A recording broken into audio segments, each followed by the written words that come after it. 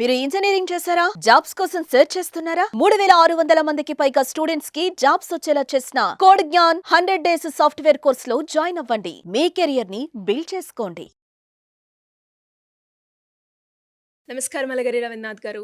నమస్తే అండి సిరి గారు. సార్, పేరెంట్స్ వాళ్ళ పిల్లలకి వాళ్ళ ఆస్తి ఇచ్చిన తర్వాత పిల్లలు రెస్పాన్సిబిలిటీ తీసుకోకపోతే పేరెంట్స్ది వాళ్ళు ఇచ్చిన ఆస్తి ఏదైతే ఉందో, తల్లిదండ్రులు ఇచ్చిన ఆస్తి వాళ్ళు చూడట్లేదు అని తీసుకునే ఆప్షన్ ఉంటుందా? దీని గురించి చట్టం ఏం చెప్తుంది? దానికి సంబంధించిన డీటెయిల్స్ ఏంటి సార్? కన్న తల్లిదండ్రులని పిల్లలు సరిగ్గా చూసుకోకపోతే వారి యొక్క ఆలనా పాలన, అదేవిధంగా వారికి కావాల్సినటువంటి అంటే వృద్ధాప్యంలో వారికి కావాల్సినటువంటి కనీస అవసరాలు అంటే మెడిసిన్స్ కావచ్చు, వసతి కావచ్చు, ఇట్లాంటి బాగోగులు చూసుకోకుండా వాళ్ళని నడి రోడ్డు మీద విడిచిపెట్టినటువంటి పిల్లలకైతే మాత్రం చట్టం కఠినంగా కొన్ని నియమావళి అయితే రూపొందించడం జరిగింది. అందులో ముఖ్యంగా ఈ senior citizens and parents act అని 2007లో ఏదైతే వచ్చిందో దానికి సంబంధించినటువంటి కొన్ని వివరాలు నేను మీతో పంచుకునే ప్రయత్నం చేస్తాను సిరి గారు. ప్రధానంగా ఎప్పుడైతే ఆస్తులకి అమాంతంగా ఇటీవల కాలంలో అన్ని తెలుగు రాష్ట్రాల్లో నేను చెప్తున్నానండి, ఇటీవల కాలంలో విపరీతంగా ఆస్తులకు వాల్యూలు పెరిగిన తర్వాత పిల్లల్ని ఆస్తులు ఉన్నంతకాలం అంటే తల్లిదండ్రుల చేతులు ఆస్తులు ఉన్నంతకాలం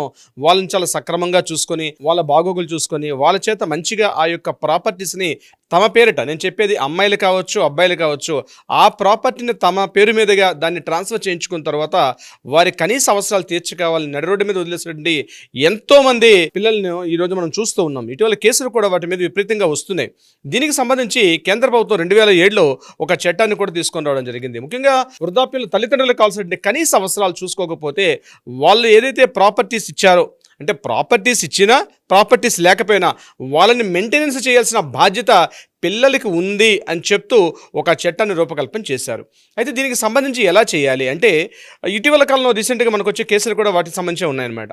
ఎవరిని అప్రోచ్ అవ్వాలి, ఎలా అప్రోచ్ అవ్వాలి గుర్తుపెట్టుకోండి. ఈ వీడియో చూస్తున్న పేరెంట్స్ ఎవరైనా ఉన్నారు అంటే పిల్లలు చూసుకోవట్లేదు అంటే అంతకాలం వాళ్ళని ఒక ఇంట్లో ఉంచి వాళ్ళ ప్రాపర్టీస్ రాయించుకున్న తర్వాత లేకపోతే వాళ్ళ బాగోగులు చూసుకోకుండా రోడ్డు మీద విడిచిపెట్టేశారు. ఇటువంటి సందర్భాల్లో కొంతమంది గవర్నమెంట్ ఉద్యోగస్తులు ఉన్నారు, వాళ్ళ పెన్షన్ మీదో గ్రాట్యుటీ మీద ఎంతో కొంత 2,000-5,000 రూపాయలు వస్తుంది కాబట్టి వాళ్ళ యొక్క జీవనోపాధి నడుస్తూ ఉంటుంది.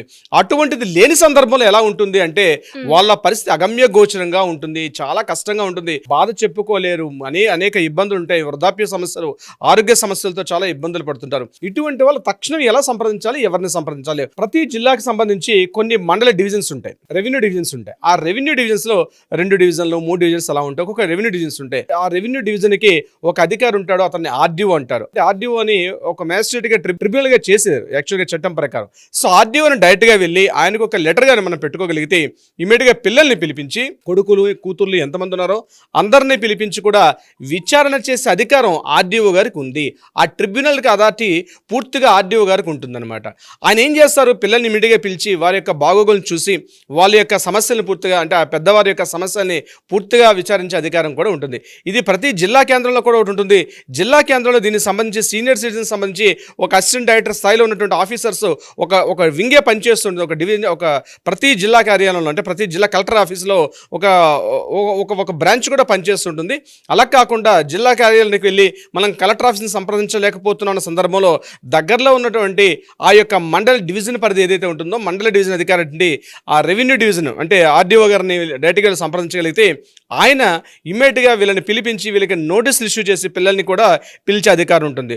ఒకవేళ పిల్లలు ఇంకా వినట్లేదు అంటే పూర్తిగా వాళ్ళ ఆస్తుల్ని అంటే ఉండడానికి కూడా ఇల్లు ఇవ్వట్లేదు, ఉండడానికి కూడా వాళ్ళకి కనీస వృత్తి ఇవ్వట్లేదు, వాళ్ళ యొక్క ఆలనా పాలన చూసుకోలేని పక్షంలో వాళ్ళు ఏదైతే ప్రాపర్టీస్ ఇచ్చారో గుర్తుపెట్టుకోండి, పేరెంట్స్ ద్వారా ఏదైతే ప్రాపర్టీస్ సంక్రమించాయో అంటే గిఫ్ట్ ద్వారా కానీ, సేల్ డీడ్ ద్వారా కానీ, జీపీఏ ద్వారా కానీ, ఇతరత్ర ఏ మార్గాల ద్వారా అయినా పేరెంట్స్ నుంచి పిల్లలకు కానీ ఆస్తి ట్రాన్స్ఫర్ చేసినట్లయితే ఆ మొత్తం ఆస్తిని కూడా వెనక్కి రప్పించి మళ్ళీ పేరెంట్స్కి ఇచ్చే అధికారం కూడా ఆర్డీఓ స్థాయి అధికార స్థాయిలో ఉంది. ఇది గుర్తుపెట్టుకోవాలి. ఇది ఖచ్చితంగా ప్రతి జిల్లాలో ఒక 4 డివిజన్లు ఉంటే 4 డివిజన్లో ప్రతి ఆర్డీఓ గారికి కూడా ఈ అథారిటీ ఉంటుంది. ఇంకా ఏమైనా అక్కడ ట్రిబ్యునల్లో కూడా ఆర్డీఓ స్థాయిలో ఉన్న ట్రిబ్యునల్లో దీనికి సంబంధించి విచారణ సరిగ్గా జరగకపోతే కలెక్టర్ గారికి కూడా దీని మీద విచారణ చేసే అధికారం కూడా కలెక్టర్ గారికి ఉంటుంది. సో ప్రాథమిక స్థాయిలో మనం ఏం చేయాలంటే దగ్గరలో ఉన్న ఆర్డీఓ గారిని సంప్రదించి తమ యొక్క వినతపత్రాన్ని సమర్పించుకొని దాని గురించి మాట్లాడగలిగితే ఇమ్మీడియట్గా ఆర్డీఓ గారు తక్షణం స్పందిస్తారు. ఈ చట్టం 2007 ముఖ్యంగా ప్రత్యేకంగా సీనియర్ సిటిజన్ సంబంధించి ఒక యాక్ట్ అయితే ఉంది. అది 2007లో ఉన్నటువంటి యాక్ట్ ప్రకారం ఆర్డీఓ గారికి పూర్తిగా అధికారాలు అయితే ఇవ్వడం జరిగింది. ఇమ్మీడియట్గా ఆయన దీన్ని విచారణ చేసే అధికారం కూడా వారికి ఉంటుంది. సో ఎవరైనా సరే ఆర్డీఓకి సంబంధించి కానీ విచారణ చేసుకోగలిగితే అవుతుంది. ఒకవేళ వాళ్ళు ప్రాపర్టీస్ ఇస్తే ఆ ప్రాపర్టీస్ని వెనకకు కూడా తీసుకొని అది బదలాయింపు ద్వారా అంటే గిఫ్ట్ డీడ్ కావచ్చు, సేల్ డీడ్ కావచ్చు, ఇప్పుడు నేను చెప్పినట్టుగా వాటన్నిటిని కూడా క్యాన్సిల్ చేసే అధికారం కూడా చేసి పెద్దవాళ్ళకి ఇచ్చే అధికారం కూడా ఉంటుంది. ఇక్కడ రెండు రకాలు ఉంటాయి. కొంతమంది అంటే కేవలం హస్బెండ్ ఉంటారు, అంటే తండ్రిని చూసుకోకపోవడం, కొంతమంది తల్లిని దగ్గర పెట్టుకుంటారు, కొంతమంది తల్లిని చూసుకోకుండా తండ్రిని మాత్రమే దగ్గర పెట్టుకుని తల్లిని విడిచిపెడతారు. ఇటువంటి సందర్భాల్లో కూడా తల్లి అయినా తండ్రి అయినా లేకపోతే ఇద్దరైనా సరే కేవలం ఫాదర్కే ఉంటుంది, కేవలం మదర్కే ఉంటుందని కాకుండా కొంతమంది ఏం చేస్తారంటే మదర్ని దగ్గర పెట్టుకుంటారు, అదేవిధంగా తండ్రిని విడిచిపెడతారు. అట్లా కాదు, తండ్రిని దగ్గర పెట్టుకుంటారు, తల్లినేమో దూరంగా విడిచిపెడతారు. అలా కాకుండా ఇద్దరికి కూడా వర్తిస్తుంది. ఇక ఇది కాకుండా ఇంకొక విషయం ఏంటంటే ఇక్కడ కేవలం ఆడపిల్లలకి హక్కు లేదేమో, ఆడపిల్లలకు మా బాధ్యత కాదు, మాకు పెళ్లి చేసి మేము వేరే ఇంటికి వెళ్ళిపోయాం కాబట్టి మాకు సంబంధం లేదని ఆడపిల్లలు కూడా తప్పించుకునే ప్రయత్నం చేస్తారేమో. లేదు, ఆడపిల్లలకు కూడా హక్కు ఉంటుంది, ఆడపిల్లలకు కూడా వాళ్ళని చూసుకునే బాధ్యత ఉంది. ఎందుకంటే వారి యొక్క ఆస్తిలో ఆడపిల్లలకు హక్కు వచ్చేటప్పుడు వాళ్ళ బాగోగులు చూసుకునే బాధ్యత కూడా ఆడపిల్లలకు కూడా ఉంటుంది. అంటే దగ్గర తీసుకొచ్చి పెట్టుకోకపోవడం పక్కన పెడితే వాళ్ళకి ఎంతో కొంత వృత్తి ఇవ్వాల్సిన అవసరం ఉంటుంది. అంటే ఒకవేళ అన్నదమ్ములు అంటే వాళ్ళకి ఎంత ఇవ్వాలి, ఎంత పేమెంట్ ఇవ్వాలన్నది అక్కడ ఆర్డీఓ గారు నిర్ణయిస్తారు. అంటే వారి యొక్క జీవన ప్రమాణాన్ని బట్టి ఎంత అమౌంట్ ఇస్తే సరిపోతుందని చెప్పి, అంటే కనీసం ఉండడానికి ఒక వసతి ఉండాలి, వాళ్ళకి వైద్య ఖర్చు నిమిత్తం ఉంటుంది, వారి యొక్క మిగిలినటువంటి వాటికి సంబంధించి అంటే వాళ్ళ మెయింటెనెన్స్ సంబంధించి కూడా ఉంటుంది. వీటన్నిటిని కూడా పూర్తిగా ఆడపిల్లలకైనా అదేవిధంగా అబ్బాయిలకైనా అంటే సోదరు అంటే కొడుకులకైనా కూతుర్లకైనా సమానంగా వాళ్ళందరినీ కూడా మెయింటైన్ చేసుకునే హక్కు ఉంటుంది. రోడ్ల మీద మాత్రం వారిని బయటపడేసే హక్కు మాత్రం పిల్లలకి ఎట్టి పరిస్థితులు లేదని చెప్పి దీనికి చెప్తుంది. కొంతమంది డౌట్ పెడతారు, సార్ మేము గవర్నమెంట్ ఉద్యోగం చేసాం, మాకు పెన్షన్ వస్తుంది కాబట్టి బహుశా మాకు పిల్లల్ని అట్లా పట్టించుకోరంటే, మీరు గవర్నమెంట్ ఎంప్లాయీస్గా పనిచేసి అంటే ప్రభుత్వ ఉద్యోగులుగా పనిచేసి రిటైర్మెంట్ అయినా లేదా వ్యాపారాలు చేసి రిటైర్మెంట్ అయినా ఇతరత్ర ఏ రకంగా చేసినా మీరైతే సీనియర్ సిటిజన్స్కి వయసులో ఉన్నాక అంటే మాకు పెన్షన్ వస్తుంది కాబట్టి గవర్నమెంట్ మాకు వృత్తి చూడదని కాదు, మిమ్మల్ని చూసుకోవాల్సిన బాధ్యత పిల్లల పైన ఉంది. కాబట్టి ఎటువంటి సందర్భాల్లోనైనా ఆర్డీఓ స్థాయి అధికారికి పూర్తిగా ఒక ట్రిబ్యునల్ ఏర్పాటు చేశారు.